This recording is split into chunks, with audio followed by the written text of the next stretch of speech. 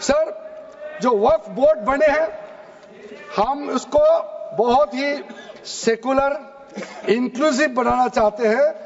आपका पुराना प्रावधान को हटा करके अब हमने कहा है कि वक्फ बोर्ड में शिया भी रहेंगे, सुन्नी भी रहेंगे, बोहरास भी रहेंगे, आगा खानिस भी रहेंगे, मुसलमानों में जो बैकवर्ड है, पिछड़े लोग हैं, वो भी रहेंगे, और साथ साथ में महिला भी रहेंगे और एक्सपर्ट नॉन मुस्लिम भी रहने का प्रावधान रखा गया है। सब स्वागत करना चाहिए, इसको किसी को आपत्ति होने का कोई जरूरत नहीं है।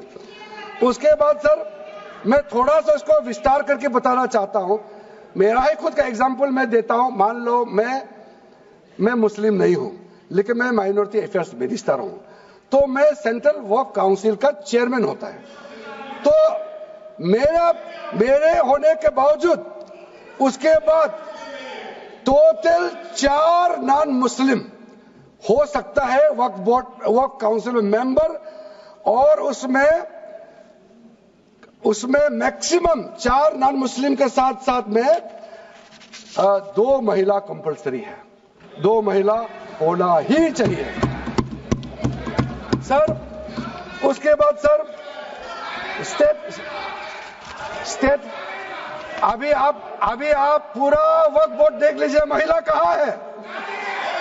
महिला को भी रखा ही नहीं है, वो सिर्फ बातें करते हैं। सर 22 सर, मैं स्पेसिफिक बताना चाहता हूं।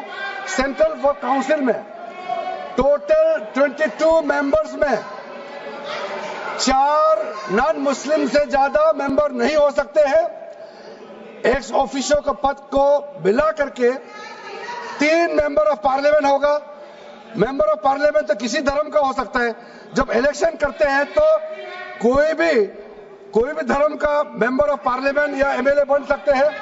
सर, 10 मेंबर मुस्लिम कम्युनिटी से होगा, 2 फॉर्मर जजेस होंगे सुप्रीम कोर्ट और हाई कोर्ट के, 1 advocate of national eminence member रहेंगे, 4 persons of national eminence from various field. ये तो कई कमिटियों ने इसको सिफारिश किया है, और एडिशनल सेक्रेटरी या joint secretary to the government of India उसमें रहेंगे। आउट ऑफ 10 मुस्लिम मेंबर्स 2 महिला अनिवार्य है, ये हमने प्रावधान रखा है। और स्टेट बोर्ड में आउट ऑफ 11 मेंबर्स 3 से ज्यादा नॉन मुस्लिम नहीं हो सकता है। एक्स ऑफिसर को मिलाकर के 1 chairperson, 1 MP, 1 MLA, 4 members from Muslim community, 2 members with professional experience, 1 member of Bar Council and Joint Secretary to the state government dealing with work matters. Out of 4 Muslim members, 2 shall be women. ये हमने रखा है ताकि हमारे बहनों को किसी तरीके से दरकिनार नहीं कर सके।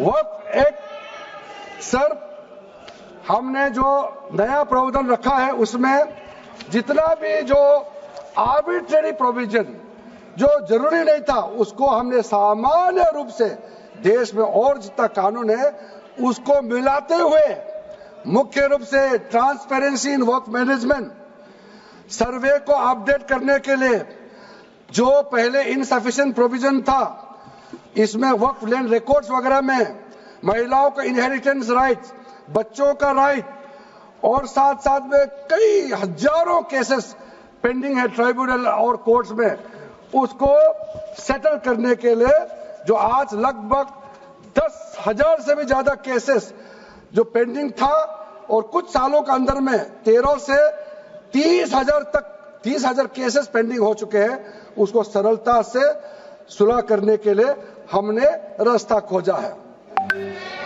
दूसरा, महिलाओं के लिए अध्यक्ष महोदय जी, क्योंकि फैमिली में पुरुष महिला सब होते हैं, तो इसमें हमने एक सिंपल प्रावधान रखा है कि एक कोई भी मुसलमान जब वक्फ क्रिएट करता है, सबसे पहले उस परिवार में जो महिला का अधिकार है उसको सुनिश्चित करके ही आप वक्फ क्रिएट कर सकते हैं।